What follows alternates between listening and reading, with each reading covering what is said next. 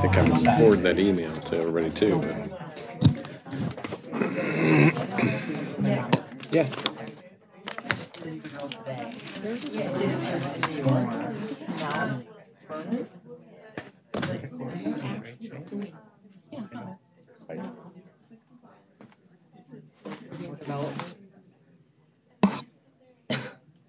There's a troublemaker on every way, and I've now identified. I'm just saying. Yeah. This is just the Google alerts for different topics. Sure. I was scanning it today. And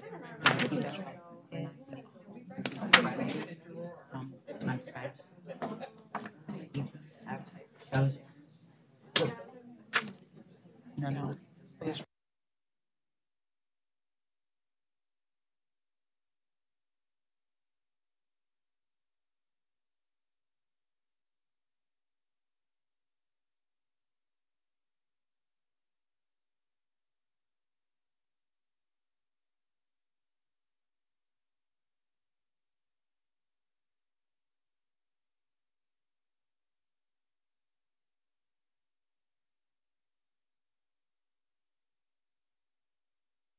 Please rise for the pledge of allegiance.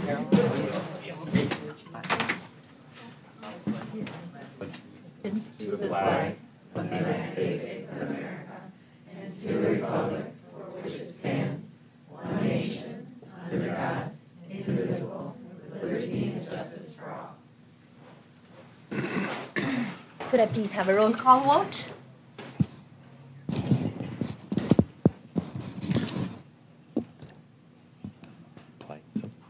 Jason Tron. Julie Simpson. Here. Jeff Bard. Here. Robin Cleek. Wes Poland. Here. Matt Jacobs. Here. Sonali Patel. Here. 5 present, 2 absent. Would anybody like to make a public comment? Going once, twice, gone. Presentation we have is first by Lynn Barkley for the proposed new hires. We have 2 new hires from Elementary North tonight, so I'm going to introduce those for you, and then Lynn's going to take over. First, we are pleased to announce Sam Willingmeyer coming to us for 5th grade bilingual. Sam has been an instructional assistant at our school, a substitute teacher at Hawthorn since 2015. She received her bachelor's degree in Spanish from Viterbo University in 2013. And during this past school year, she student taught in one of our 1st grade bilingual classrooms. So we've gotten to know her and love her. She's done fantastic. She just finished her 2nd bachelor's degree in elementary education in May. So we are pleased to welcome Sam Willingmeyer. Handshakes or no? Oh, I'm sorry. Into it now? Come on up. Welcome. Welcome. Congratulations. Thank you very much. Thank you. Welcome full time with us. We are also thrilled to welcome, in the position of school psychologist, we have Miss Carol Moyth. Carol received her Bachelor of Arts degree in psychology from Harvard with a citation in Spanish in 2014. She's been working and learning through CEDAL this previous years. She received her specialist degree in school psychology at ISU when she graduated in May, and like I said, did her internship at CEDAL at Indian Hill Elementary in Round Lake, and we are thrilled to welcome Carol to our team.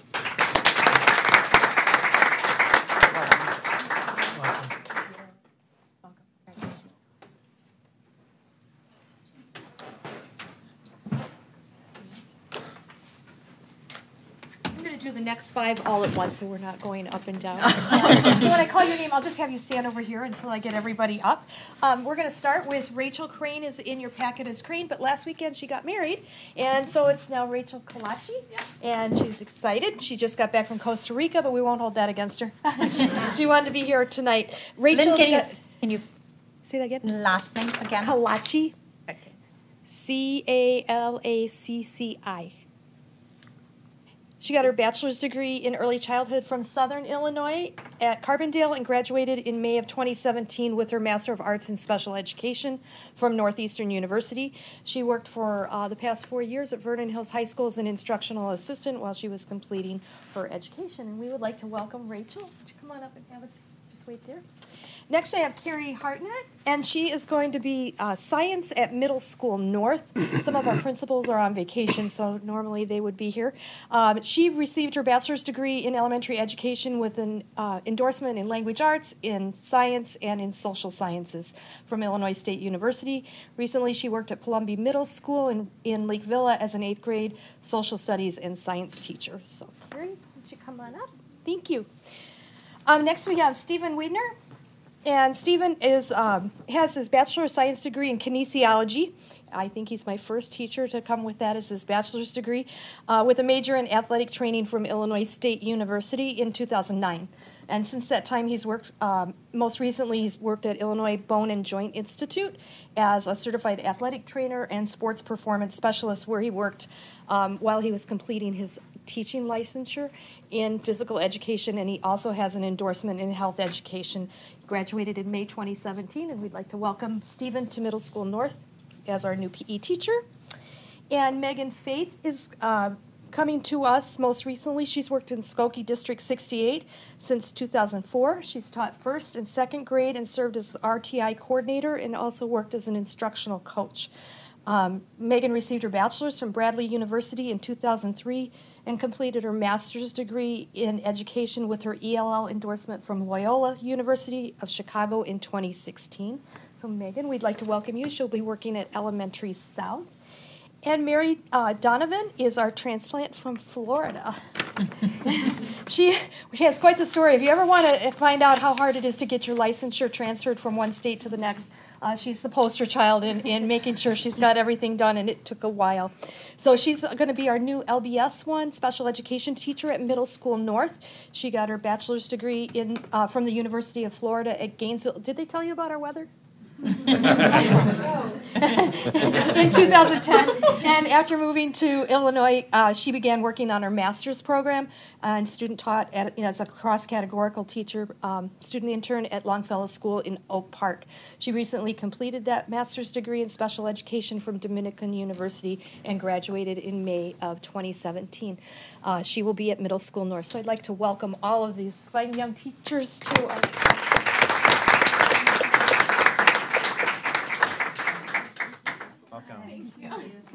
Congratulations and welcome. Welcome. Welcome. Welcome. Thank you. Thank you. Welcome. Congratulations. Hi, welcome. This is winter for you. Welcome. Welcome. Welcome.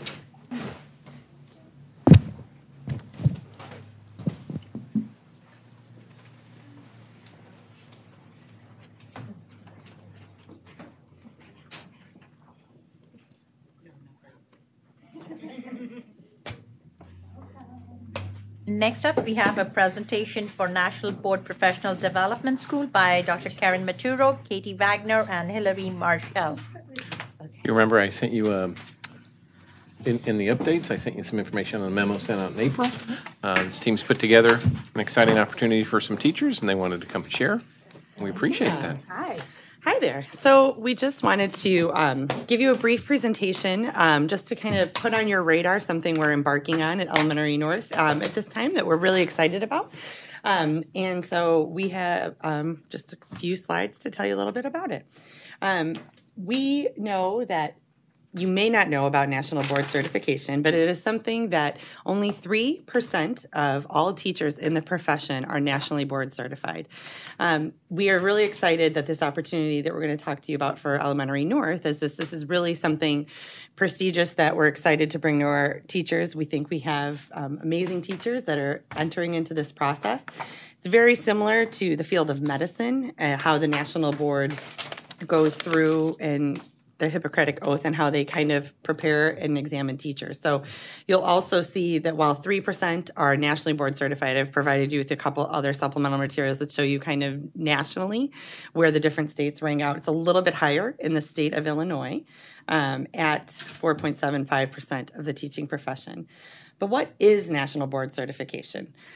I love the slide here. It's the gold standard. That's what it is. So we can move on. No. National Board Certification is a process where teachers go through different components, and it can take up to 3 years. So it's a 3-year program where they go through it and do activities, videos, reflections, become content area experts, and actually take some content area tests too to say that they understand that. So it really is an accomplished teacher, someone who is really studying a certain area. I can't read your slides. That's okay. It's rigorous and performance-based. So as I said, the assessments are not only like a multiple choice content area test, they also need to provide videotapes of themselves teaching a class. So before and afters, reflection on what they've been doing in their classroom as they're learning different content areas.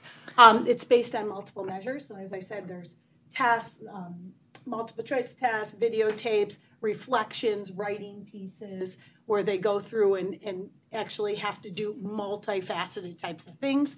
It's peer reviewed. So it goes, after they do their work, it goes to reviewers who have been trained, and they use a rubric to make sure that they have met the qualifications. And some teachers pass some areas and do not pass other areas. And so they may retake it, I think, just a couple of times where they can retake it. But it's actually scored on a bunch of different criteria and utilizing rubrics. You can see there's strong emphasis on content knowledge. So they really, they get to choose. So we actually have 2 National Board Certified teachers here at Hawthorn right now. We have a music teacher, and we also have one that was in reading, in elementary education reading. So 2 teachers went through the program. Close to 5 years ago now. I was now. going to say, my years all start to go into one, but it's about 5 years ago. It took them 3 years to go through the process. We now, as Katie will be telling you later, have 10 teachers that will be going through this program in a cohort model. So our teachers before this was not available, and it was they struggled trying to get things done. We're all nodding. Very rigorous. And very kind of unstructured, where this program with our school now going through it, we will have a coach to lead the 10 teachers through it. So it's a voluntary process. It's something that teachers are basically chosen and said, I would like to apply for this and try to see if I can put myself in this category of this 3% of teachers. You submit different pieces. And again, as Karen said, it's peer reviewed. There's content area assessments, which we'll get into. But this is, we're excited because we have 10 teachers at Elementary North that are engaging in this process. So we have been designated as a National Board Professional Development School at Elementary North, and that designation comes from the National Board Resource Center at Illinois State University. So we're working closely with them. The 3 of us attended in May our first informational meeting to learn more about the process. We are one of only 47 districts in the state of Illinois that have this designation, so we're very excited about the close opportunity that we have to grow here. As we said, we had 10 teachers. When previously we had been looking to try to bolster this within our teaching ranks as a district, we had a cluster. We didn't have quite that many at the time, but we had a cluster at Elementary North. So Karen and I discussed and thought, let's work with these teachers, see if they're still interested in pursuing that, see how many we may still have, additionally that would like to join this. And so we formed our 10-teacher cohort. And as Katie said, every year we try to recruit a bunch of teachers to go through national board. So last year, we tried to get a grant where we needed 10 teachers to join, and 10 were interested. And then as we met after school and talked about the process and what was involved, some were like, oh gosh, I'm in a graduate program, I'm this and that. So we ended up with maybe 4 that were still interested. So then the grant did not apply. And it is a financial obligation for the teachers too. So that's how, when we found out about this, that we could actually have a cohort going through 10 teachers, Katie's like, these 4 teachers are the ones that were left were mostly from Elementary North. Let's find out if they're still interested. So we were lucky enough that they were interested. And you might talk about like the how. Yes. Okay. So there was a piece of it that the state has released, depending on the years, we know with state budgets, has had various years where they have had some grant opportunities, because as Karen mentioned, and I said, it's a voluntary process, but there is a financial commitment to apply for this. There's at least a $2,000 application fee and for engaging through the process. Some of the facts that I have read say that they would tell you that about only 40% of teachers that apply for national board certification achieve it. We're going to have 100%, so that's going to be awesome. But that definitely has a role to play in it, so that it is just kind of gives you an idea of the scope and the complexity of the work. The grant funds were available this year, so that's in partnership with ISU and the state. We received, the teachers applied for and received the state subsidy to help offset some of those costs. The other piece of it that was very intriguing to us is there's a school improvement goal specific to this cohort. So we obviously have our strategic plan and goals for the schools. We have our school improvement goal, but by engaging in this work, these 10 teachers also write a separate kind of sub-goal about how their growth and engagement in this process will benefit student achievement. And that was part of the application that we had to submit to ISU and the National Board Resource Center, was how would we anticipate that this process would impact our students as well. So it's very student focused.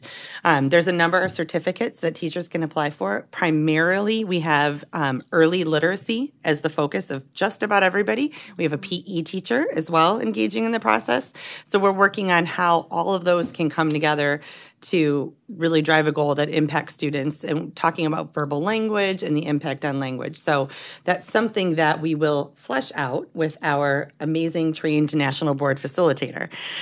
We're very fortunate to have part of provided through, we basically have our own coach for the next couple of years for the teachers and for ourselves. Hillary is our teacher liaison that is going for the national board certification, but she also holds that dual role of kind of being on the leadership team for the cohort. Our national board facilitator comes to us with multiple years experience. I believe she was one of the first, when the national boards came around in the 1980s, that really achieved it, was one of the first pioneers. Former teacher, coach, mentor, school administrator.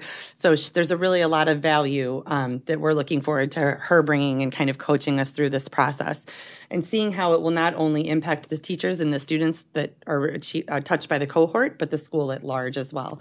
A lot of potential that we heard about. We're very excited about at our information session at ISU. There's 12 two-hour sessions at Elementary North over the course of the first year. So while right now the funding and things were for 1 year, you're really engaging in a 2-year process. There's 4 components to national board certification. They're tackled 2 at a time. And so the next steps are that first components 1 and 3 is what they'll be focusing on in this coming year. Component 1 is a computer-based assessment, as Karen mentioned. It's about the content knowledge and pedagogical practices. It's specific to whatever certificate those teachers are choosing for the certification for. So the PE teacher will have PE and early literacy, as it may be. Component 3 is a more rigorous teaching practice and learning environment. These are portfolio entries with video recordings, written commentary, the impact on students. One of the things that is definitely a little different is every so often, like any good, practice, boards go through, and the national board has gone through kind of a revision, and I believe it's every 10 years they kind of look at their standards to make sure, is this still serving our purposes? They just recently completed this in 2016. So our teachers that had been previously board certified kind of looked at how they've switched it and said, it's still got that same rigor and everything, but they've provided a lot more clarity to the process, taken a lot of that feedback. So it's recently been revised yet again. As I said, we have, we will be beginning our sessions in August, running concurrent with this school year. And really, ultimately, like everything we do, we're looking for outcomes for our students and increased student achievement. And the research brief, that I've provided and show you, there's much research to show that while all of our teachers are amazing, students that are taught by board certified teachers learn more than students taught by other teachers. So we're really hoping to see how that impact and how we can learn and kind of grow that out at a larger level at Elementary North. And then at the district level. And this is what we're hoping that happens out there. So we have our pilot group, which has a coach. So we know that with that coach and that embedded and ongoing support, that this group will do very well. We know that. So we're hoping, and this is what we also heard at ISU when we went, we originally thought that it just had to be a building group, like it had to be Elementary North, but we were informed at ISU that it could also be groups across the district. So we could have a cohort group of ELL teachers or a cohort group of middle school science teachers across the district. So we're really hoping to take this larger, that once this group gets settled in, they're now our group that's going to help with the next group, et cetera, et cetera. And again, the three of us have been already starting to get training on talking about collaborative strategies. Our coach, again, this isn't her first group. She's done other groups before. So we're going to be learning, and all of our teachers will be learning. So more teacher leadership, more of that. And again, content area expertise. We talk about just really knowing our content. That will help everything else, writing our assessments with our instruction. We now have 10 teachers who are choosing to become content area experts. And as Katie was saying, the research says more effective teachers leads to greater student achievement. So we're really, really excited about this experience. It was really funny when the teachers came, we were selling it, talking to them about how important it is. They were excited right away, but again, a little nervous because as you can see, there's a lot that goes along with this. And that's why we're very proud. It's a rigorous program. We're proud of the teachers that are taking the opportunity to go ahead and do this and push Hawthorn to have 20%, 100% national board certified teachers. It would be great to have that. Did you want to add anything? Is your role for our teacher liaison or what you're thinking about our 10 teachers? Well, at Elementary North, we already do a lot of professional development as a school. And I think that being at Elementary North, we always want to be better and be mentors and role models for our students. So when we talked about this, we said, we're always talking about holding our students to higher expectations. So this is going to be wonderful when it's flipped to us. And we're saying, because we often talk in conversations with our students about this is the expectation I have for you. And so now I will be able to say to them, I'm holding myself to higher expectations now. So I think it'll be a wonderful doorway as well. I think one of the biggest things that's just a takeaway was there was a lot, as Karen said, we were excited for our teachers, but when we went to ISU, we really learned, wow, the scope of this could be much larger. Yeah. There's a real possibility. They shared some amazing tools with us just in that. So this is kind of the movie preview. We're excited about what this has to offer and wanted to give you a preview as we just embark on this work because we think that there's a lot of good stuff that's going to be happening. So, any questions? How many teachers have we already had get the national board certificate? 2. We actually had 3, but one moved. Okay. Retired, right? Retired. So we have 2 right now, and one's a music teacher, and one did the general studies, the literacy. One is currently a 4th grade teacher at our building, and it was helpful for her to say, because one of the things that I believed was that we have a lot of great work already occurring, and this just kind of captures that. And she was able to really reinforce that it's that and going deeper. It's that and more. It's that and here's how you can make it, work. But here's why it's the best. Many teachers and most will say it's the best professional development they've ever received. So, why do you think so many don't pursue it? I think there's a financial cost obligation. commitment. That's the first one. Plus, there's no guarantee that you are actually going to pass. Achieve it. So there are, only 40% of teachers that embark on this do actually achieve it. So you have that. I also think, to be honest, videotaping themselves is a very new experience for a lot of teachers to actually look at themselves teaching. So I've been trying to slowly get teachers used to that with our 1st and 2nd year teachers. So part of our 2nd year teachers right now is to videotape themselves, instructing students and then analyzing what's going on. So trying to get them used to videotaping. Additionally, though, I think this National Board Resource Center that ISU has established is huge. Previously, it was a very isolated an independent experience, and that's not how teachers operate. So you were kind of going for it by yourself. And some of the reading that I'm doing on the national board websites, you'll see, and I can send you some of the links, but where I think it is what North Carolina has 20% of their teachers. They have a really systemic approach through specific districts, how they're coaching and supporting. So the fact that ISU has added this National Board Resource Center to support through and make it more collaborative is huge. The only other National Board Resource Center is at Stanford. So we're in good company, but not enough company. So I think that's a part of it, is that it's something you'd be engaging on very independently, and that's not how they work.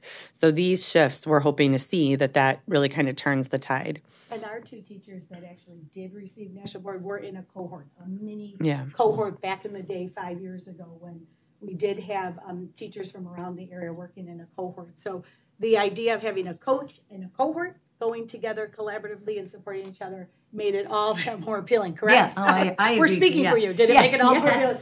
Well, I think too that the work that most of the teachers, if not all of the teachers, do in classrooms is very daunting. You really don't know the capacity for that work unless you're in that classroom.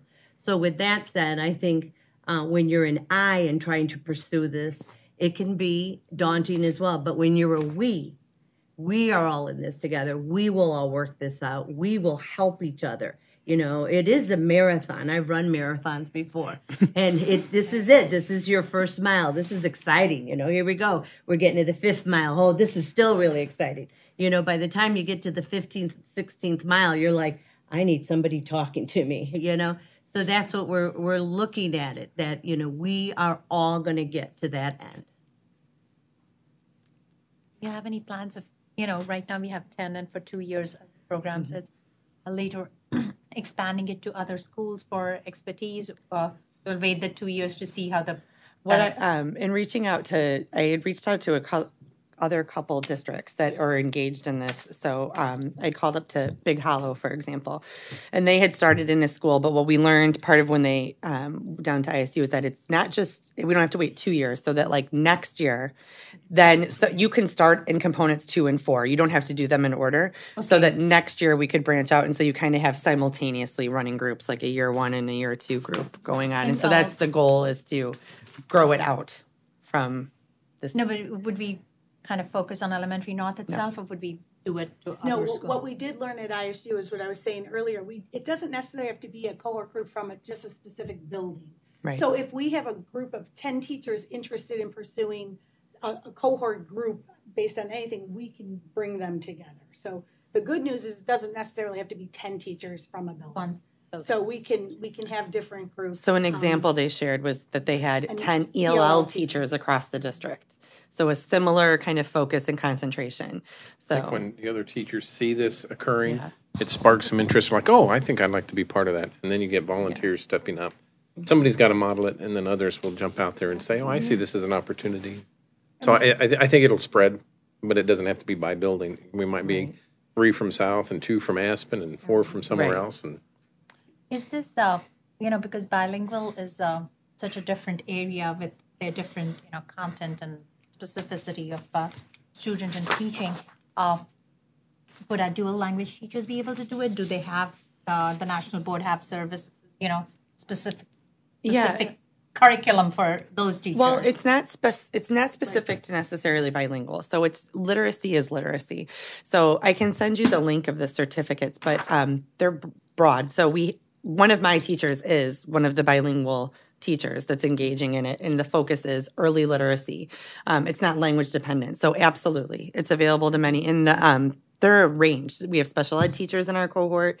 I have, like I said, bilingual, gen ed, PE, so it's a range. But all the special ed teachers, the bilingual teacher, the first grade teachers, Hillary is a reading specialist. They're all engaging in that early literacy certificate, because that's really that early literacy focus, regardless of any of those specialties. We all need to be expert teachers in that. So, but I can send you the list of the links. It's really exciting. And with the 47 districts across the state, too, it's another way to network. We already started talking. They broke us up into administrative groups, teacher coaching groups. It's already a way to start networking with districts all across the state. So we're looking forward to just a variety of things that we can get from this. How many of the how many of the districts, 47 districts within the state, are in Lake County? I can find out. I don't know off the top of my head. I can tell I you was just 3 curious. off the top of my head. That Big Okay. Hollow, Waukegan, us. I think that might have been it for Lake County. Is this just a K through 8 program or the high school? K is through al- 12. K through. The largest district, CPS has the most. So they have kind of the biggest stake in the most national board certified teachers in Illinois. But they also kind of have their own coaching office for it, and they kind of operate a little different. It's surprising. Ooh, sorry, just made this whole thing. Very excited. Yes. She's excited. Thank you. Any other? Thank you. Thank you. Thank you. Thank you.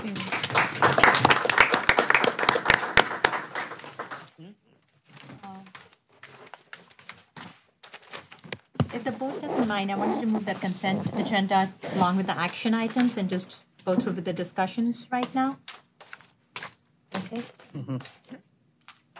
So the first discussion item is the 2017 maintenance vehicle purchase, which was previously discussed last time. Yes, just a reminder, this is, administration is recommending approval of a purchase of a 2017 Ford F-250 4x4 vehicle, 4x4E vehicle, in the amount of $28,994. This vehicle would be purchased from Landmark Ford, which holds the Illinois state contract, which precludes us from needing to bid this out since it is bid out by the state for this specific vehicle. This was first scheduled in 2013 with our initial vehicle replacement plan, and this will be charged to the Operations and Maintenance Fund. We will be disposing of the vehicle. It's replacing a 2002 Chevy pickup with 143,000 miles on it, and that will be the next discussion item. Question? Okay. The next discussion item is the vehicle sale. Yes. Next item is the vehicle sale. We mentioned that we would be looking to sell the vehicle that we are replacing. We are proposing the sale of the 2002 Chevy Silverado 1500 vehicle that we are seeking to replace. We received 3 quotes for the vehicle, $2,200 trade-in with Landmark Ford, where we're buying the vehicle from, $2,000 from CarMax, and $2,700 from Lake County Auto Sales. Our best quote in there is $2,700 from Lake County Auto Sales, which falls within the Blue Book value of $2,300 to $4,344 that Kelly Blue Book has the vehicle listed at. And it is my recommendation we move forward with the sale to Lake County Auto Sales for $2,700. The sale would occur once we received our replacement vehicle. That would move forward with board approval. We would look to bring this, since this is our first discussion of this topic, we'll look to bring it back to you at the first meeting in July for approval. Any questions? I just had a question. This is not the vehicle sale, but the previous one. Yes. When do we expect the vehicle to be here? It'll be 6 weeks once the vehicle is purchased. So if it's approved tonight, we would look to place the order tomorrow, and we're looking at about six weeks. 6 weeks is the lead time? Okay. Won't the estimate for the old truck we're selling change in 6 weeks? No, we've let them know that it would be through the end of August. Next discussion item is the GCA contract renewal for 2017-18. This was also previously discussed last time. Yes, we're looking to recommend a renewal of our GCA contract. It was a 3-year contract with an opener for a CPI increase. We're proposing the 2.1% increase of CPI for the 2017-18 school year. That follows the December to December CPI from December of last year to this year. We did get confirmation from the company that they will be passing this entire increase along to their staff in the form of a raise. We received a written certification of that, and this will increase our contract from $617,257 to $630,214 per year, an increase of $12,957. Again, we've been very pleased with GCA's performance and staff. And they help keep our buildings in tip-top shape. And so we're looking to receive approval this evening on the renewal. Any questions? Discussion? The next item is the tentative budget for 2017-18. It was also previously discussed last meeting on June 12th. Yes. This is our, we'll again give you a brief overview of the tentative budget for 2017-18 that we discussed in our last meeting. We will make our budget available to the public starting tomorrow. We'll publish an ad in the paper as well that will go to the paper. It will be on display through our August 14th public hearing on the budget. And at that point, we'll have our final budget presentation and approval at the September 11th meeting. Overall, our budget shows a deficit, particularly related to our Sullivan Center project of $12 million. Our overall deficit is $13,210,965. This is exclusive of capital projects and transfers related to these. Our overall operating budget is balanced, and we have a slight surplus of $47,597 in our operating funds when you exclude the Sullivan Center and our non-operating funds. Again, our operating funds are the Education Fund, Operation and Maintenance Fund, Transportation, IMRF, and Retirement Fund. It does not include debt service or capital projects, as well as the tort fund. Our taxes for 2017 will be comprised of half of the 2016 levy that is already known, which is 0.7%, and half of the 2017 levy, which the board will act on this coming December. The current budget is written with a 2.1% CPI increase, though this is a very hot topic in Springfield. I'm not sure if you've read the latest news, but there is floating around an idea of a 2 to 4 year tax freeze. So I think this will all be decided by the end of the week when the legislature will cease to meet. But they are pushing hard for a deal downstate, which is in some ways very good news for our state, but is a little critical to our operations. We've run the numbers. We don't know exactly how it will roll out for a tax freeze. I would assume that something would go into place for July 1st, but we don't believe that they're going to change the extension that was put in place, that you have your June payment that you just made, as well as September payment lined up. It seems hard to believe that they would change the extension that's already in place. The earliest we see something happening is for the extension for next year. If they do put a freeze on the property taxes, the 2.1% that we would normally levy for in the fall may be impacted, and that would equate to about $450,000 out of next year's budget, and close to $1 million per year after that. So this would be a big hit to school districts, and without knowing if this will be countered by additional funding, it's difficult to identify the net effect on our operations. We continue to reach out to our legislators and let them know the difficulties this would cause us financially, specifically given the fact that we intend to use our fund balance to fund our Sullivan Center kindergarten project. I did fill out a survey with EdRed, our lobbying organization that we utilize, and they asked for some commentary in there, and I did indicate that this would put a major project at risk if we were to see some funding go away for the next 4 years. As far as expenditures, we're seeing an overall operating expenditure increase of just 2.35%. We see our IMRF rate going down actually slightly from 12.72 to 12.59. We've seen our benefits continue to rise at lower rates than were typical in the prior years, 1.4% in our PPO, 0.6% in our HMO. Our dental is going up about 4.4%, but that's where we have the least impact. So the good news is on the health side. We continue to operate in a financially conservative way with a 3.55 out of 4.0 level of financial recognition. We've increased our curriculum funding in this year's budget from $500,000 to $750,000, which has been one of our goals over the last couple of years. We continue to prioritize technology and our infrastructure. We're beginning to see our E-rate flow once again, and we're in the midst of deploying our new phone system. In fact, I noticed mine sitting up on my shelf today. It looks like they're ready to install in our office, I think this week. And then we continue to utilize our operating funds to make lease payments on our recent technology purchases over the last several years, including our MacBook Airs for our staff, our Dell Chromebooks, and our new lease that we just the board just approved for our personalized learning initiative. Instructional spending has seen an increase overall of 5.54%, mainly related to salary and benefit cost increases, as well as some additional positions we've added.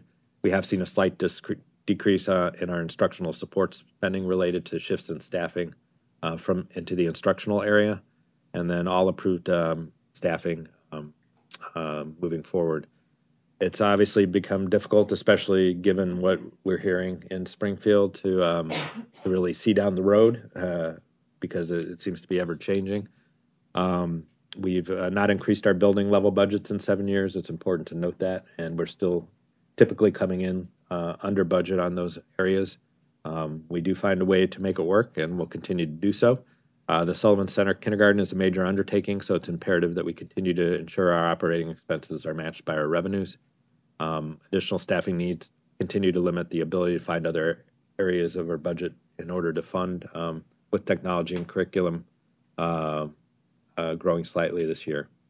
The intent to grow the personalized learning environment will need to be modeled out over the next couple of years. Obviously, this latest hit from Springfield would impact that. Overall, in its current form, we feel confident that we have a budget that is addressing our students' needs, the financial needs of the district. Again, this can change in an instant, given the current horse trading that's going on in Springfield. We encourage people to reach out to their legislators and discuss that freezing our greatest source of revenue will impact the students of our district. And not only our district, but every district in Illinois. They have discussed the education formula and how they don't want anybody to lose funds through this process. And they've shown that through their math, but unfortunately, if we are talking about a tax freeze, that will impact that. Again, it's a 2 to 4 year tax freeze that they're talking about. We would have to re-examine our programs, staffing levels, and ability to move forward with major initiatives if this does, in fact, come to fruition. And I'm happy to answer any questions related to the budget.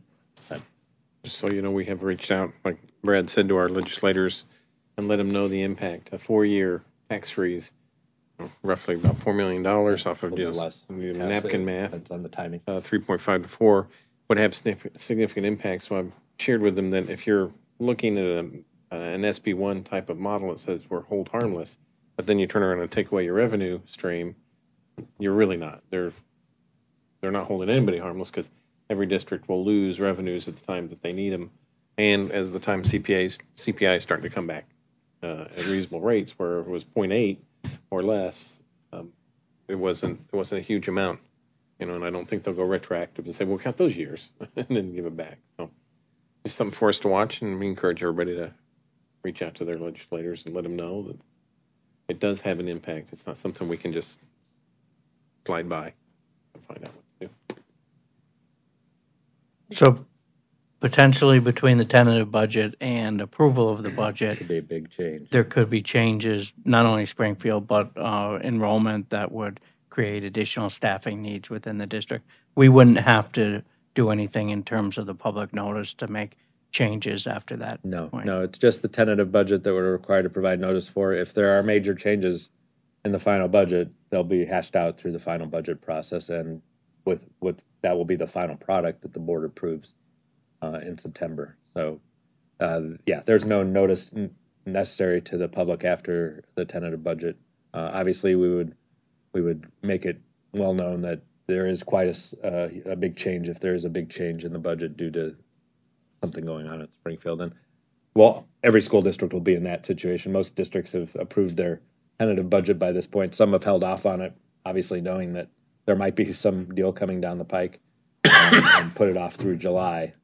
But you can't do, most districts have presented something to the public in one shape, or form, whether it's a preliminary budget to the tentative budget or a tentative budget at this point. So if we had an enrollment increase beyond what we might be anticipating and decided we wanted to do something like add a trailer or something, do we have money in the current budget, or would we go looking for some additional money? If we needed to add a trailer, we do not have the funds in there set aside to add a portable unit at this time. We know what it will cost. Yeah, we know what it will cost, how fast we can get it done. Yeah, if that is necessary, obviously the timing, we got it done super fast last time. I wouldn't expect it to be as quick next time. Took slightly less than a month. But if a decision needs to be made, obviously the sooner the better. They did reach out to us a couple months ago, and obviously we weren't in a position to make a decision at that point with registration coming in. But it's something that will need to be examined if it is something. I don't see that we'd need an additional trailer at South or Aspen North. I think we'll be okay in Town Line because of some bubble classes that we're migrating through. Elementary North might be the location that would need, but the numbers yet haven't grown. Or not elementary, Middle North would be the area that might need, but the numbers haven't grown there. I just had a kind of a more procedural question. Mm-hmm. So when we put the tentative budget is going to be available to the public tomorrow, right? Yes. And if we say that within a week or 2 weeks, we figure out what the state is doing and how it Uh-huh. affects us, and we change the budget. So if it changes, and depending on what, is the change now available to public to view too, or it's different? It would be a work in progress because we really wouldn't want to change the tentative budget. Okay. While it's published, we would Good. want to make changes to the final budget. Now, obviously, Abe will be taking care of that and factoring that in and bringing that to the board, and he will bring that as soon as that tentative budget hearing. When we have the hearing, we would let people know and say, In August and stuff. listen, we have an update to the tentative budget that was posted.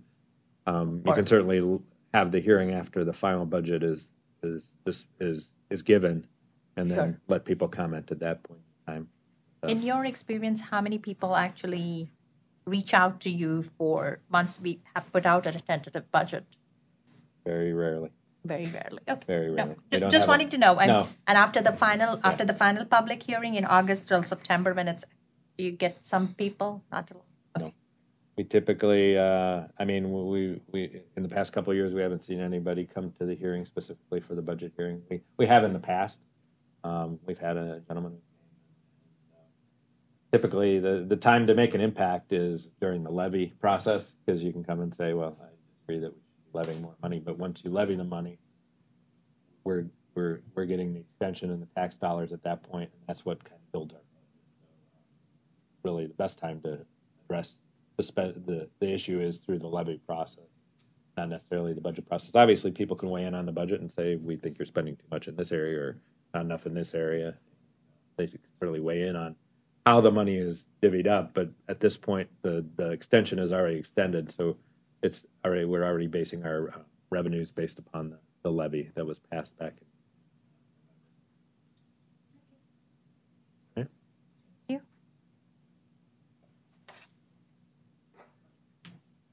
The next item of discussion is IMRF notice of appointment of authorized agent. Yes. Since I will be leaving the district, Abe Singh is my replacement, and I am the current authorized agent for IMRF. It's not a real formal role. It's a formalized role, but there's not a whole lot to it. The IMRF agent is basically necessary at each IMRF employer just to sign off on documents related to IMRF and to oversee any action related to IMRF. IMRF is the Illinois Municipal Retirement Fund. It is the pension program that all of our non-certified staff are part of. So any non-teaching, non-certified staff, which includes all of our maintenance staff, custodians, our technology team, our instructional assistants, our secretaries, they are all part of IMRF, and we pay into IMRF on their behalf, and they pay a portion of their salary into IMRF. And basically, our payroll department handles most of the work, the grunt work that's involved in that, getting people signed up or terminated out of IMRF. And it's just a formality to have an administrator as an authorized agent to oversee that, to pull reports. We need to pull reports in order to give to our auditor during the audit process. But other than that, that's about it. Pulling documents out of the GASB reports out of IMRF and just ensuring that all the IMRF rules are being followed, and dealing with any audits that are done by IMRF. We had a IMRF audit about 3 years ago. I don't foresee another one for several years, but this is just formally authorizing him as the agent. Any questions? So you just mentioned that the IMRF audit was 3 years Yes. ago. So do we decide when we want an audit? Is there a rule, like it has to be every 5 years, 10 years? The state sets the audits. I believe it's probably approximately every 5 years. They'll send somebody out and they'll do that. They'll schedule that through the business office. The next item of discussion is construction manager recommendation. Yes.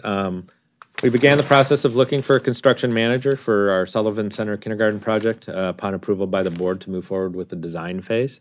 We reached out to other districts as well as sought guidance from Jason Lemke, our lead architect from DLR. And we reached out to 4 vendors. They included W.B. Olson Incorporated, Gilbane Building Company, Pepper Construction Company, and Lamp Incorporated. We mailed a request for proposal to the above firms, and those were due on May 17th. Nick, myself, James, and we did include Abe in this process, as well as Jason, went through the request for proposal, and then we set up interviews for all 4 firms in early June. James, Jason, myself, and Nick interviewed the firms. We drafted questions prior to our interview with input from the interview team, as well as Abe Singh, and reaching out to some of our neighboring districts who've recently gone through the process. After our interviews, we agreed that the top candidates were Pepper Construction and Lamp Incorporated. We decided there was very little difference between the firms. We felt like we could work comfortably with both firms. Jason has worked with Pepper Construction in the past. He has not worked with Lamp, but has heard good things and recommended them for the interview process and was pleased with how they performed in the interview process. We decided to reach out for references for those 2 firms moving forward. And they both came back with stellar references. Didn't hear any bad about either firm. So we reached out to both to kind of negotiate a price. We saw a big gap in the price quoted between the 2 firms. So we reached back out to the Pepper and just to make sure that they were giving us their best price. And they narrowed the gap, but not enough to make it close enough to make it close. So we decided to negotiate with Lamp. We were able to negotiate a slightly less fee than they had initially proposed. We were able to save about $10,000 off the cost of the project, off their initial proposal. The total fees for the construction management include $321,550 for the staff for the project. The 2.4% total cost of the project as an overhead profit, and as well as pre-construction services totaling $30,000. This is related to the design and build phase. They will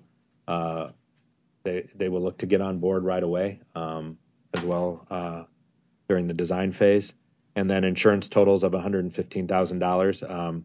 It is my recommendation also to work with Abe on this process. General conditions and reimbursable items total $116,800. Now, general conditions are what you need to get the site prepped to take delivery, fencing, portable toilets, all those things need to be in place to secure the site. So those are all part of what's called general conditions. So those are all the on-site needs to complete the project. The bottom piece of the attached pricing proposal is optional. It's necessary if we choose to start the project early during the winter months, which would include thawing the ground. That's something that I think will need to be looked at later, and we've written into our contract. We've had Howard Metz look at our proposal and our contract with them, and we would include that as a separate item, negotiable and with the authorization of the board. So if the board would choose to go forward with prepping, if we said we have to have this built by August and we need to get started in December and we need to thaw the ground and get it prepared, there's about a little over $70,000 related to the winter conditions. It's $72,200 related to winter conditions. So I would recommend holding off on that as far as approving them as construction manager, and then approving winter conditions if the board so chooses down the road. that would be something that you may want to look at in October or November and decide if that's a key to the project. At this point in time, they obviously with DLR as indicated, I think at the meeting that all of you were at, we can get in the earliest in August when school starts, and kind of the latest would be probably after winter break next year. Most likely somewhere in between there is when it would be done, but that's what we're looking at. So the total without the winter conditions comes to $823,550. If you add those back in, it comes up to $895,750. We recommend moving forward without the winter conditions again. Our goal is to bring a finalized document for approval, and this would include a finalized contract as approved by our attorney, Howard Metz, from Robin Schwartz, Lifton, Nicholas, and Taylor. Though this is costlier than anticipated, we believe it's very important to have a construction manager versus a general contractor for a project of this size. They're an advocate for the school district. They will work with our subcontractors on pricing, on making sure that we get a great array of contractors bidding on the project, kind of driving it, as well as overseeing that the building is built to our specifications in a timely and cost-effective manner. The general contractor is not generally involved in that process from the beginning and is more likely to ignore deadlines and not be as focused on cost. A construction manager will be our agent, will be with us throughout the whole process from design through closeout of the project. We notify, again, we've been working with Howard and our negotiations with LAMP on finalizing that contract. So I will share where we are at, obviously sharing this meeting, and then Abe will be bringing it to the July meeting for final approval. Address any questions that happen between now and then, or anything related to the contract, the finalization. Happy to answer any questions at this time. We have a representative, Greg from LAMP is here. If you have any questions, I'm happy to call him up to the dais if you have any questions related to the process. How much costlier than you anticipated is it, and what is the reason for that, do you think? I think it's we have about half of it built into the budget of I think Jason built in a smaller cost. He didn't. I think it kind of surprised him as far as the cost. He built in the general conditions, which are typical of anything, whether you go with a general contractor or whether you go through a construction manager. The general conditions are generally the same. So a little over $400,000 more than we had anticipated. Now, obviously, the winter conditions isn't something that any of us anticipated. We can certainly That's all disregard that. That's all a matter of preference. It's not something timing. that I would necessarily recommend. It's not. If we were building a brand new building and we needed to have it by August 19th, obviously that would be something that would come into play.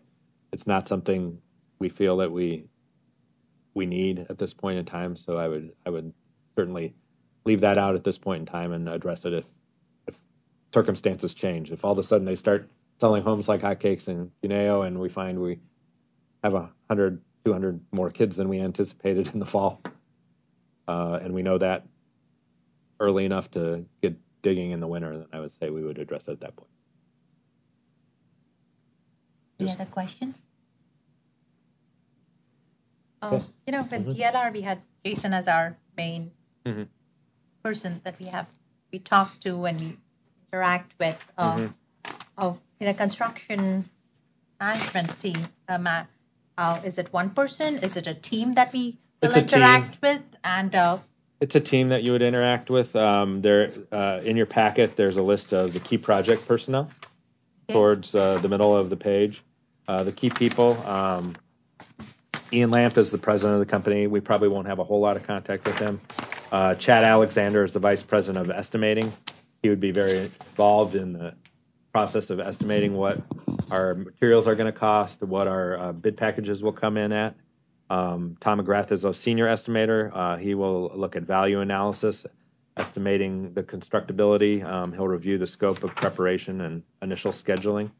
He'll be involved in the design and bidding phases, but not the construction phase. Rachel Lamp is an estimator. She'll be involved in the design and bidding phase as well. And then we have a team of staff that will be on site throughout the entire project. A field supervisor that will be on site. In fact, we did have James. We wanted to make sure James felt comfortable with both the two companies we were negotiating with, so we did ask him with their field supervisor, and they went out to lunch, and he felt very confident that he would be able to work with their field supervisor and their project manager. The project manager will be here as well, pretty much on and off on a weekly basis, overseeing the project, making sure it's on time, on budget. But we will have somebody here basically full-time throughout the entire project from when a shovel hits the ground till the last truck pulls out. We go through the punch list and make sure everything's done. So it is a lot of hours involved in the process, probably over 2,000 hours through their company related to this. So that's a big piece of it. Did you go visit some of the things that they have? Or did you? I spent a lot of time on the phone with people who have used LAMP, talking about their process, what they liked about them, what if there was any issues they had. We've looked at some of their projects through the materials they provided. They've actually done some work in the district I'm going to, and they're happy with the work they did there in Mecca. So we felt very confident in moving forward with them. If we had any doubts, we certainly would have gone in a different direction. We interviewed, like I said, 4 companies.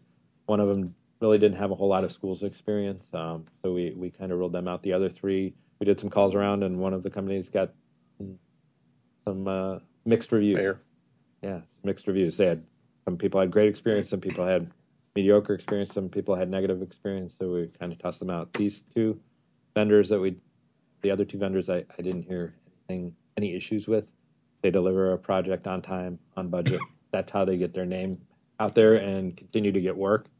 If they were late with a project, they know that's a ding on them, and it's going to be hard to live that down. The same with being over budget. They really are an advocate for us. So hopefully they will make up some of those dollars through the negotiation process, through the relationship they've built with the vendors that they bring in, the subcontractors. No. For the subcontractors, is there a set aside for minority-owned businesses? It's not a requirement of the job at hand. Obviously, we like to see minority and women-owned businesses. In this process, we want them to be a part of it, and I'm sure LAMP will reach out to them. But there is no written in specifically that they must go with them. We dictate low cost, just a typical dictation in school law. Okay. So we're required to go with a low cost provider unless we have a reason not to. And we have thrown out bids in the past when we've done reference checks and found that somebody wouldn't be able to meet the needs of our district due to the low cost environment. We did it last year with we had somebody remove a bid bidding process because we said we aren't going to be opted to pull a bid due to that. But we certainly encourage them to all vendors. We want this as open as we want to see as many bidders as possible on all these projects to help drive down the cost. Yes. Thanks, Greg. Thanks, Greg. The next item for discussion is the board position for paper. It's a board position paper for the villages, specifically the village of Vernon Hills, village of Mundelein, and village of Libertyville. Since we get students from all the three villages, we briefly touched upon it on the June 12th meeting, and everybody was asked to bring anything they would like included in a letter that would go as a position from all of us on the board along with our administration. This was regarding the new developments that would be going in the future, not what has already been approved by all their villages and what is in there. So Three main points seem to have come up in just conversations. One would be, and I'm not speaking for the board, this is what kind of reporting back what I've had in conversations with folks. First one would be that we'd be opposed to any new developments that would bring students at this time because we're full and we have no approved plan for additions or other buildings.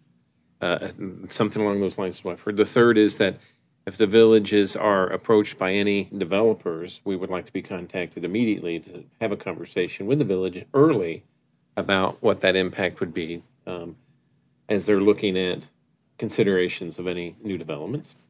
And then the third piece was if they were to move forward with any type of development that would have impact on our student population, that a negotiation of impact fees would be greater than the formula that they use. Those seems to be the 3 points that I've gleaned from conversations. So there's a formula for impact fees that's used, but is there a way we can negotiate more dollars from developers to support the impact that would have on our operations and need for space?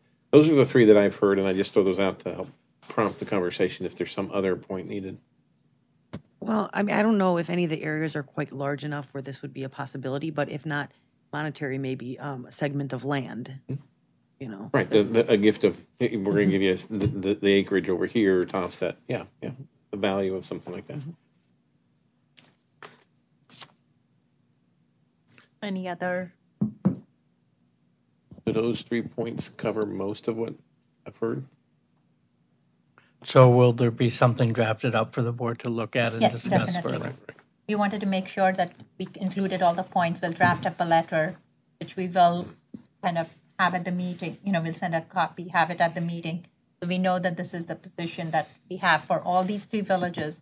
Then we'll either, I don't know, I'd deliver them. hand deliver them or, I'll you know, take 'em over. send them over kind of just to.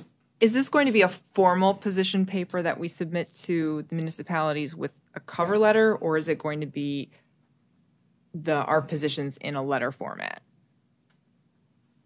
I don't know. I hadn't thought I of mean, that. we could pass a board resolution, you know, with those points, and then deliver it to the villages with a letter. Yeah, I can look into that. I don't know if I was thinking of it in that detail of a manner as much as trying to make sure that we had a board member can't speak for the board or I can't. So having a position that can be communicated and delivered to each of the villages. We can do it with a resolution. I can look into how that would be accomplished. We could, I mean, I don't know personally what, I mean, but if we do a resolution, well, is it more binding, more, you know, I don't know, we would have to look into that, right? Or is it? I don't know if it carries any more weight, but you know, No, the more but I formality think, of it. To go to Wes's point, if the board has taken a formal position, it should be in writing, and it should be something that the board approves in a meeting. Yes, right, that's what we okay. were planning on doing. Right. Like next time, have it, you know, have the position paper, read it. If anybody wants any edits to it, we would do it and read it out in public setting and vote on it to make it a. So it'd be a letter on a letterhead, but I'm back to your question, Wes. The distinction between the two you were asking. I just didn't know if we wanted to create a document where we put, you know, whether it's, I don't know, we have 3 main points right now, and then, you know, we put the background, we put our argument in it, or we just write it in letter format. But the letter would have the background and I mean, it just wouldn't be 3 bullet points. It would have, you know, we would give them the background I mean, at least that was my understanding, that even if we draft a letter with these 3 points, we would give them the background of what the current enrollment situation is at the schools and how this would impact us. I think either way is fine. I was just curious as to what format we were leaning towards.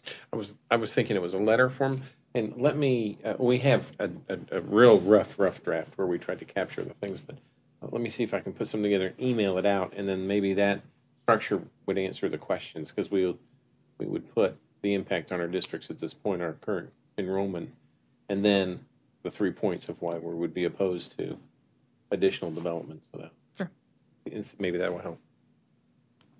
So would a resolution, would that be an action item? Yeah. I mean, I would like to get this done and out like as soon as we could, so. It can happen only Well, in 2 no faith. weeks. Right. Well, the thing too is, even with the letter, I would put it on as an action item, Yeah. Right. so it has formal action from the board. Right. It can- Maybe in 2 weeks. Yeah, Huh? right. Yeah, we'll have it done Not for longer, next. yeah. Next, So let me craft work the rough draft even further. Now I'm hearing some comments, so I can structure it in a way that breaks it out in more of a point by point basis. the next discussion item is it's an ongoing discussion which is going to be going on for a while, which will be the enrollment updates from the past 2 weeks. You want the new development discussion as well? Oh, sorry, I missed that. Yeah, that's okay. Let's do the new development And we'll roll update, and then we'll do the enrollment update. Right. Well, new development, roll it into the enrollment piece. Again, no news from the Village of Mundelein on any new movement of anything that we've heard over there, so we don't have anything at this point. I did meet with the developer for the Atrium Drive facility. He gave me some information. They're looking at 90 townhomes with a density similar to Aspen Point. So if you were trying to think of what would it look like, it would look similar to Aspen Point. Aspen Point, and I've got to do a little historical look. We always have this debate over this neighborhood was projected to give so many students, and then I hear people say we either got more or we got less. I know that Aspen Point, when I got here, people were saying they were for sale, and then the economic crisis came, and then people started leasing them.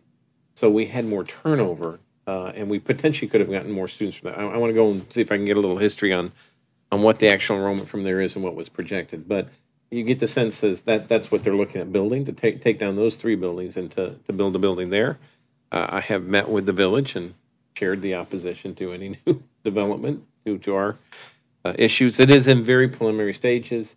The gentleman that's purchasing the land has just a schematic of a map and of where they would go, and I think he's has approached the village of potential interest there of doing something, but there's been no more discussion than that between the village and himself. So other than that, I don't have any other new development. I know that the Woodland Chase, which is on 45 and Buffalo Grove Road, that development is split. For those that might not have been on the board at the time, that development is split 1/3 in Hawthorn, 2/3 in Lincolnshire, 1/3 in Vernon Hills High School, 2/3 in Stevenson High School. The developer would like it all to go to Stevenson High School. They would like it all to go to Lincolnshire. Lincolnshire is full. They have the same issue we have. They are building some additions to their building, but only for their current capacity, not for future growth. The developer, I believe, is wanting to go through the detachment process, may start a detachment hearing to try to get the entire neighborhood to go to the Lincolnshire-Stevenson district. We will be working with the other, you've got our district, high school district, the Stevenson High School District, and the Lincolnshire Elementary. So you have 4 districts that would be involved in that process. And so if I get formal notice of a request for detachment, I'll bring you up to speed. But that has to be resolved before I think they will start construction there. They want to get that resolved to see where it goes. We have very few homes in that particular section that is ours, and we wouldn't want to accept all of them without a approved plan for expansions on our buildings or some needed space. But we also wouldn't want to give up the tax revenues that might come from those 17 homes. They generate probably quite a nice little amount of increase for us. So that's the only updates on the new housing developments we have at this point. I did give you some enrollment updates. Before we move on, yes. there was discussion on this. Yeah. Right? So if district or if a developer files a detachment petition, is there an opportunity to recover our legal fees defending that? I will ask to see if there is a way to do that. All 4 districts would probably come together. I think we all have the same position on this at this point. Or you can negotiate out and say, all right, we can detach, but we want some impact fees. We want some reoccurring fees to offset the taxes, but it will never replace those taxes over a long period of time. So there can be a cost benefit analysis done on what would it cost us to fight that and how many taxes would we generate from those. But I can ask Howard about that and see if there's a legal fee issue that can be taken back if you find it. I had a question regarding the legal fees, specifically for detachment. Our insurance doesn't cover any of it, part of it, some of it, none of it? Well, with our other detachment hearing, once it got to the circuit court level, they covered that piece. I mean, we haven't expended, Nick, correct me if I'm wrong, I don't think we've expended any, have we expended anything on this detachment? For this one, for Woodland Chase, no. But it hasn't come Nothing's out. formally happened yet at this point. Yeah, we engaged our legal team. At some point, I would file it as a claim. We would file it, recommend filing it as a claim. And there is a deductible, obviously, Yeah. which is what you saw in your Expense expenditure report. today, was the piece about the detachment. We paid our deductible. So anything down the road as it moves forward for Deer Path Farms will continue to be covered by our insurance. But so we could do the same for this one. If they do file and we decide to pursue it, we would have to possible. pay a deductible and Well, possible. we'd have to make sure it's covered. Yeah. They found that they would cover this one, so they would If have it to was decide covered. if they would cover it, and obviously it'd be subject to the deductible at that point. They did.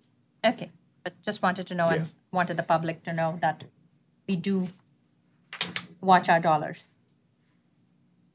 Any more discussions? Any questions? Next item is enrollment updates. All right, I had sent you out an enrollment update as of 6/22 last week. I always caution you that numbers are very, very dynamic right now and moving quickly. The numbers from 6/19 to 6/22. At 6/19, we increased by about 20 students just from 6/19 to 6/22 when we had those numbers. We don't have right now all of our students that may be withdrawing, so we're looking at those quickly to see how that comes about. Also, we do get some increases. We did open our enrollment 6 weeks early, which has been very good for us. We're getting these numbers now, so we're getting some hints into that. I had shared when we did our staffing that we're watching certain areas that hopefully mid-July we might be able to make some determinations on some areas that might need an additional teacher or two. And so we are watching, Elementary South's first grade very closely to see if there are any withdrawals coming through there. And we're also watching in Aspen in their fifth grade potentially. Now, what happens is just the withdrawal of 3 or 4 not teachers, please, 3 or 4 students, it can significantly kind of change the direction some of those go or the additions of those. So I'm hoping at the next board meeting I might be able to make some recommendations on if we need to add a class in some of those areas.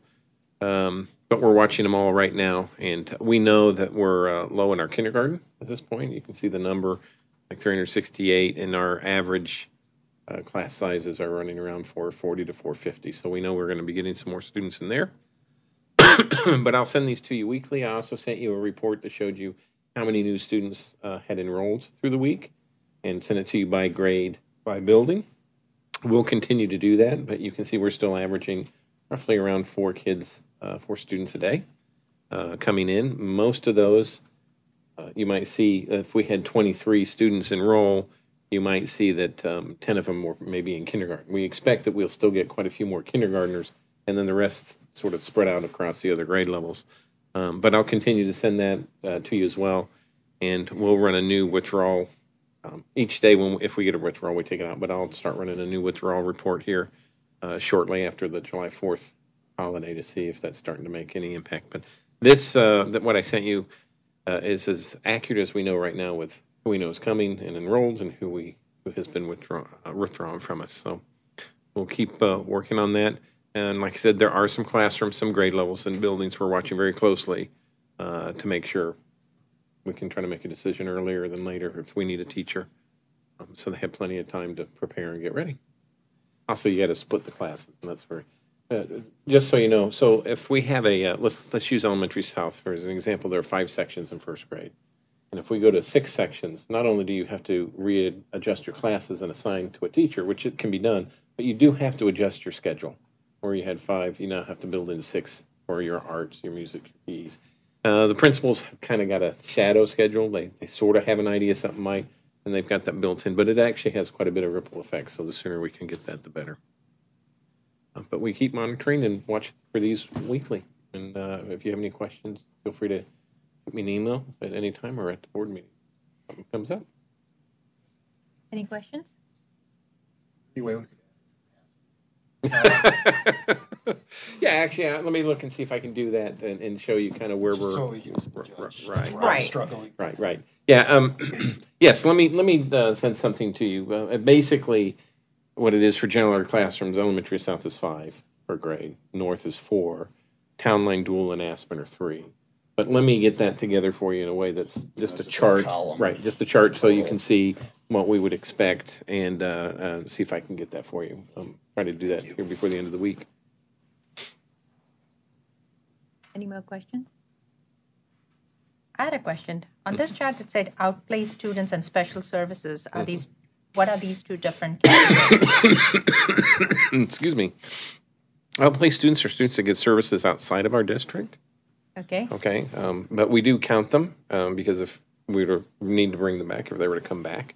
And then special services, you'll see that is in the preschool age 3. And so those students are lining up for our EC program, excuse me, pre-K program that may eventually attend in Lincoln. They may have given our names and we have to do screenings with them, things of that sort. Okay, so those are not in our, these kids students are not with us right now. Right, no, but the special services. The special right. services 31 number. Right. Okay. So if you see at Lincoln, the P3, we have 27, and P4, we have 86. Under the special services, it's under the P3, and those are students that may still be in the process of being evaluated.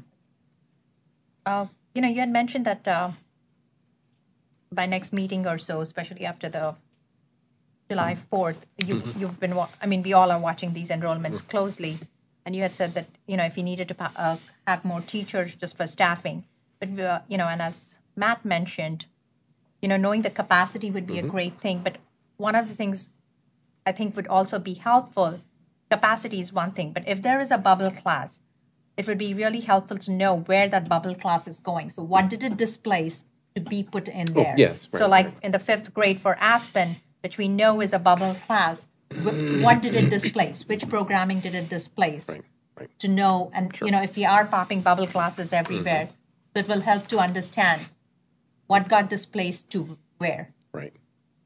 I can do that as well. Anything else? Anybody else? Okay. That concludes it. We go to action items. Anybody want a break or anything? No? Okay.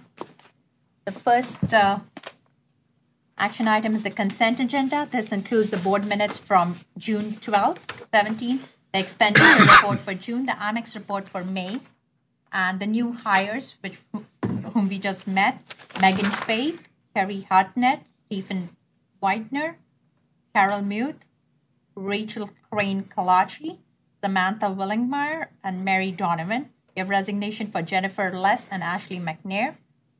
Do I have a motion? I move that we approve the consent agenda as presented. Do I have a second? Second. Motion by Jeff, seconded by Matt. Could I get a roll call vote, please? Julie Simpson, Aye. Jeff Bard, Aye. Wes Poland, aye. Matt Jacobs, Aye. Sonali Patel. Aye. Motion passes 5 ayes, 0 nays. The next action item is the 2017 maintenance vehicle replacement. Do I have a motion? I move that the Board of Education approve the purchase of a 2017 Ford F-250 4x4E vehicle in the amount of $28,994. This vehicle would be purchased from Landmark Ford Incorporated, which holds State of Illinois contract number 4018300. Do I have a second? I second. Motion by Julie, seconded by Wes. Could I get a roll call vote? Discussion. Oh, discussion? Roll call vote? Sonali Patel, Aye. Matt Jacobs, Aye. Wes Poland, aye. Jeff Bard, Aye. Julie Simpson. Aye. Motion passes 5 ayes, 0 nays. Next Action item is GCA contract renewal for 2017-2018. Do I have a motion? I move that the Board of Education approve the GCA contract renewal for 2017-2018 as presented. Do I have a second? I second. Motion by Matt, seconded by Wes. Any discussions? Can I have a roll call vote, please? Julie Simpson. Aye. Jeff Bard. Aye. Wes Pullen, aye. Matt Jacobs. Aye. Sonali Patel. Aye. Motion passes 5 ayes, 0 nays. The next is the tentative budget for 2017-2018. Do I have a motion? I move that the Board of Education approve the 2017-2018 tentative budget as presented for the fiscal year commencing July 1st, 2017 and ending June 30th, 2018, and that the tentative budget be on file for public inspection from June 27th through August 14th, 2017 at the district office located at 841 West End, Vernon Hills, and that a public hearing of the said budget be held at 7 p.m. on August 14th, 2017 in the district office boardroom located at 841 West End Court, Vernon Hills, Illinois. Do I have a second? I second. Motion by Julie, seconded by Wes. Any discussion? I do want to say one thing, and that is I've been a big proponent of the curriculum budget and increasing it over the years, and also doing whatever we can to increase learning in the classroom, because that's really what it's all about. But in our discussion at the last meeting, I wasn't persuaded that we need to, for the reasons given at that meeting, go from 500,000 to 750, and the discussion where the number seemed to be arbitrarily set, that this was our goal, and so this is what we're going to fund. So I would I'm going to vote to approve the tentative budget, but I would either like to see a little bit more clarity in what that money is going to be spent on, because that's not an ongoing operating expense. That's every year on the curriculum side, it's new money being spent for curriculum. So I would just like to see a little bit more clarity on how that's going to be spent and the need to increase it, that amount. So maybe between now and final budget. Sure.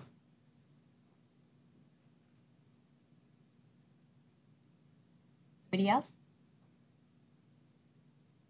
Motion by Julie, seconded by Wes.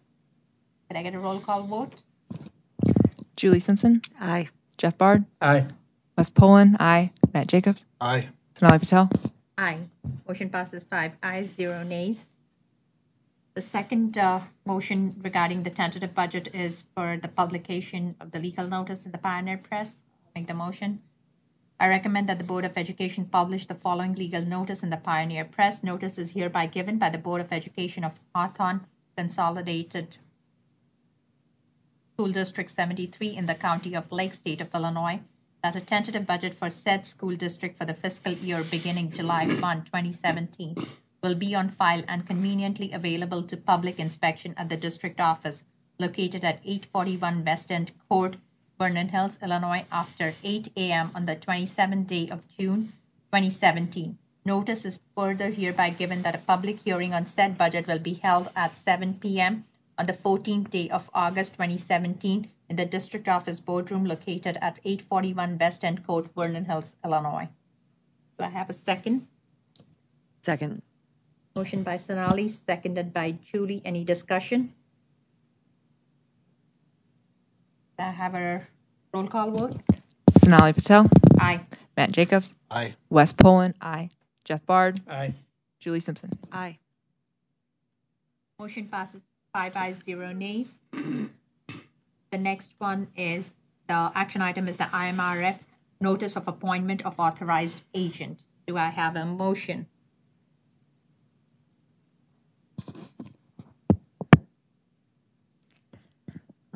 I recommend that the Board of Education approve Abe Singh Director of Finance and Business Operations to act as the MIRF authorized agent. Do I have a second? I second. Motion by Julie, seconded by Bess. Any discussion?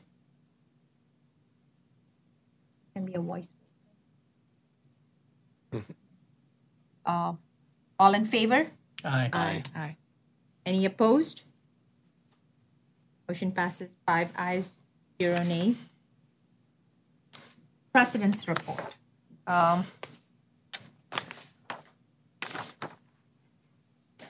I have seen a lot of confusion in the community regarding the residency event and the kindergartens. I would highly encourage people to go onto the school websites or call the office. Everybody is here from 8 to 4. The phones will be answered promptly. If you have any questions, please reach out to the district personnel so that they can tell you specifically what relates to you. Might not relate to somebody else, but you will. As far as some of the general rule is, if you have a kindergartner, you do not have to come to the residency event, but another child in your household will have to provide. You will have to come to the residency event to prove residency for that student, even if your incoming kindergartner doesn't have to. But please, I would highly encourage you to call the district office and talk to them. They will be able to tell you regarding your specific situation. Please also look on the school website if there are going to be any closings. If you cannot get to Middle South because the road is getting paved or anything, it is mentioned there. Please go and check the information that is on the district websites. That is all that I had. Okay. Let me do mine. Okay. Real quick, just a couple of things under our report. We're still on summer break, in case anybody didn't know. Residency event, as mentioned, is 8/2, 8/3, and 8/7. On August 2nd, it is 12 to 7, and August 3rd, it's 12 to 7, and on August 7th, it's 8 to 3. It is at Middle School North. As mentioned, if you only have a kindergarten student, then you're fine, but if you have any other students at any other grades, you'll need to come through that. Please call or email if you have any questions for folks that are out there. Also, want to just remind folks, and this will be put up on our web pages, we are transitioning to a brand new phone system. Thank you to the board for the dollars that were set aside for that. It is here, and our old phone system was very old and no longer supported, as being replaced. But on the 28th, there will be a period of time in which we have to take down the phone system to connect the new phone system. So we'll put up a notice up on the webpage for folks, but I do want to announce there may be some intermittent phone outages during that day as they do the work. We are trying to schedule a specific time. I think it's around 2 o'clock when they might do the changeover. If we know a specific time, we'll also put that up on our webpage, but just for folks to know that we are moving to that, and we're excited about it. The user agreement has...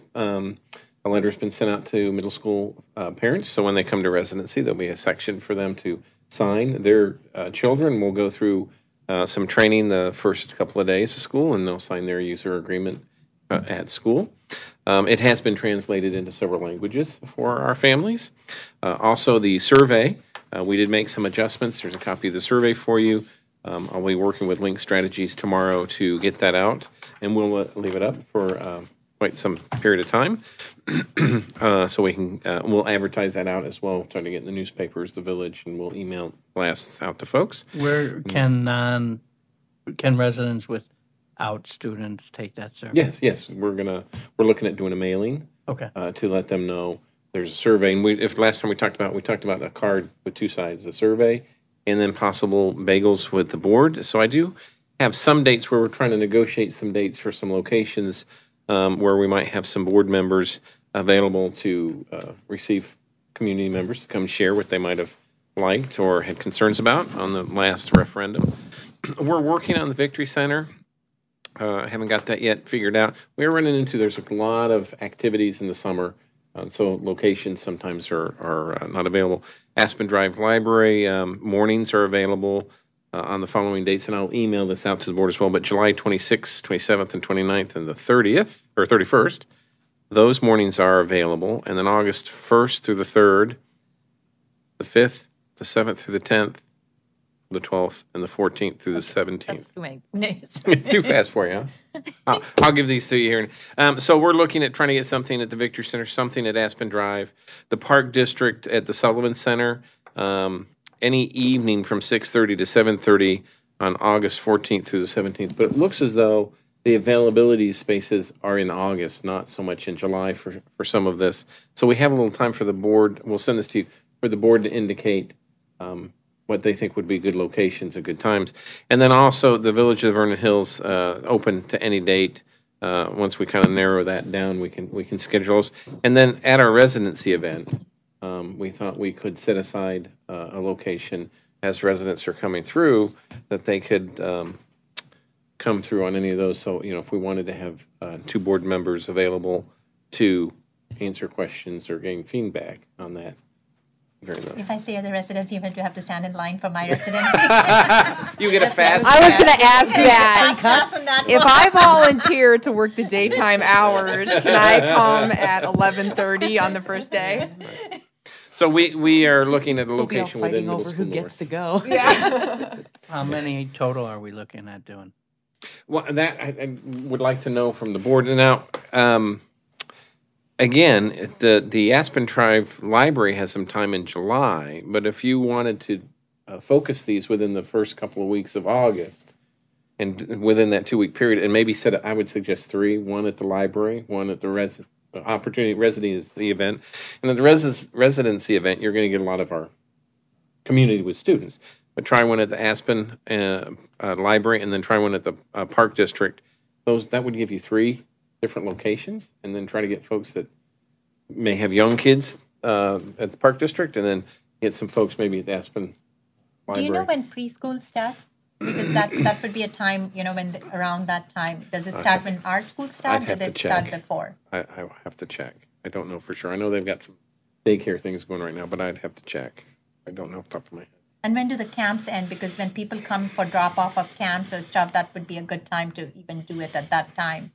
Yeah, and the problem is when they have the camps, it limits our availability. Have you thought of, of all the things, I thought one of them, we could even do it at Lakeview. It's Park District, but it is, mostly without kids. It's older. Mm-hmm. It's a lot of community that goes there, which might or might not be We can just look into that. through our district. If our district is willing for us to sit at Sullivan, they might be open for us to sit at Lakeview Good look. and get information. What I kind of need, though, is it all right to think about first couple of weeks of August? And do you want us to arrange 3 besides the residency event or 2 besides the residency? And then we can always arrange more. If you feel as though you're getting quality information, we can always add that. But for me to sort of start making these plans, because I'd like to get them on a flyer that goes out. Yeah, I think July is a bad time for a lot of people. Yeah, I agree, because it also is, but high school starts in the first week of August. Some of them are back, so you might catch a lot more people who are back from their vacations and everything at that time, Okay. just as well as just be available more to do it, because everybody is kind of.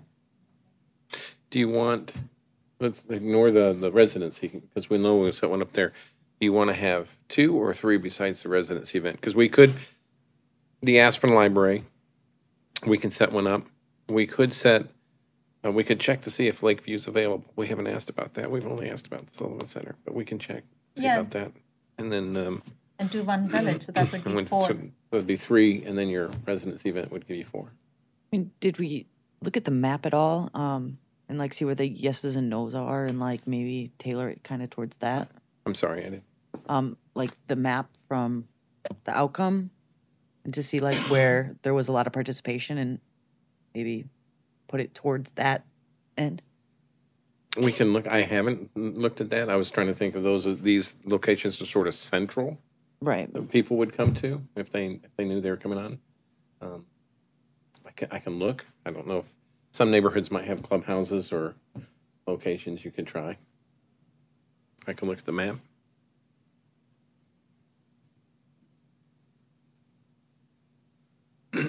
We're not too far geographically apart, so I think it's not hard to get folks to a certain location potentially. We can look. Well, potentially. I mean, Pardon me? potentially, I guess, is the Yeah. word. And Yeah. So we'll try in August. We'll try to arrange 3 besides the residency event. And hopefully I can get some tentative dates for you at the next meeting, have people sign up, but then we can get the advertisement out, folks, when they're in.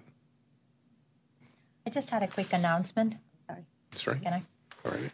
One of the announcements I want to make, and this is geared more towards middle school parents. I know a lot of you have gone on to Power School. I know your children's assignments are there, but as we talked about enrollment, we are getting new kids in every day. So when we do start scheduling them, your teacher assignment might change. So please be aware of that. If you think that, I just want people to know that your assignments that you see on Power School are not the assignments till you come to the residency event and get your teacher's schedule, because they will change based on the enrollment numbers that we are getting. I just want people to be aware of that as they go in through the Power School. Thank you. Okay. I think that's what I've got. That's it. Topics for future discussions other than the bagels with boards, and we'll get the dates out along with any specific places if you can think of, the administrative team, if you think something we could do to help in any way, form, We would ask Link to come and give a little seminar for board members on how to conduct one of those type of meetings if you're doing a town hall sort of meeting to gain information, and would have somebody there to help take notes for you. So that'd be something. Yeah. Any future topics for discussion? Do you have some already on a list? Most of them have been covered.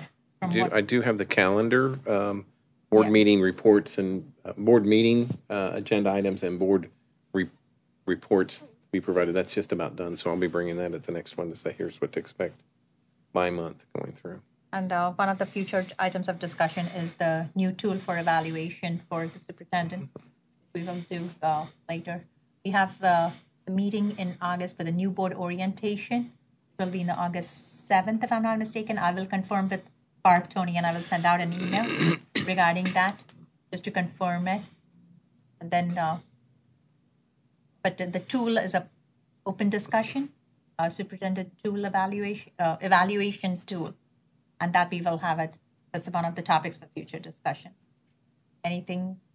We had last year a discussion of the turnover in the district related to staff, so that the board could assure ourselves whether we have any issues associated with that. So we had talked about doing that on an annual basis, and we haven't done that. So like a HR report.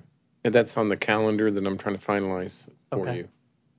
It'd be a little premature right now because we still get people that may find a job, get married, have to move from our staff. So it would be coming in September. I mean, we know that happens last minute, and there's not a lot we can do about it, but it's something that probably should occur in the spring rather than right before school starts.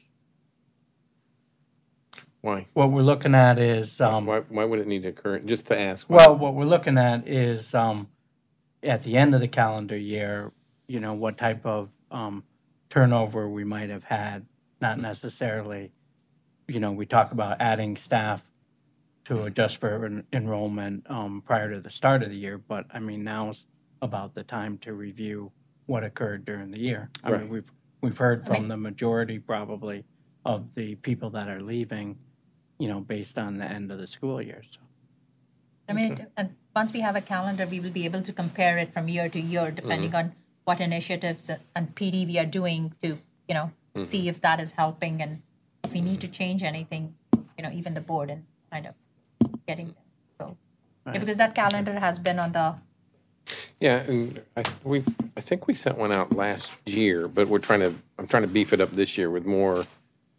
Not everything comes to a board meeting. I'm trying to insert the other. Expect a report on this topic and those types of things.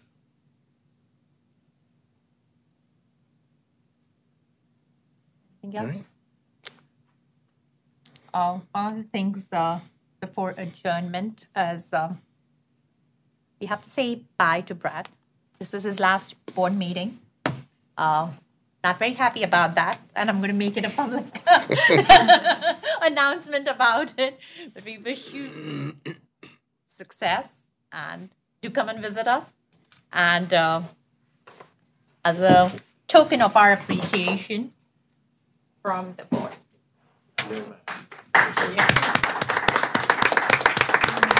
You don't have to go. You don't have to go. I You may can need a change your 4th grade mind. teacher. Thank you very much. Appreciate that. Hawthorn has meant a lot to me over these years, and I'm going to miss it. We'll miss you too. Thank you.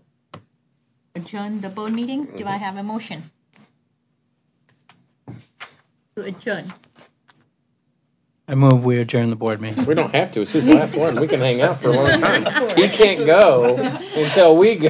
Second. She didn't. Motion by Jeff, seconded by Julie. Any discussion about that? All in favor? Aye. Any nays? Motion passes 5-8, 0 nays. You're adjourned. There's that for you, so you have the dates.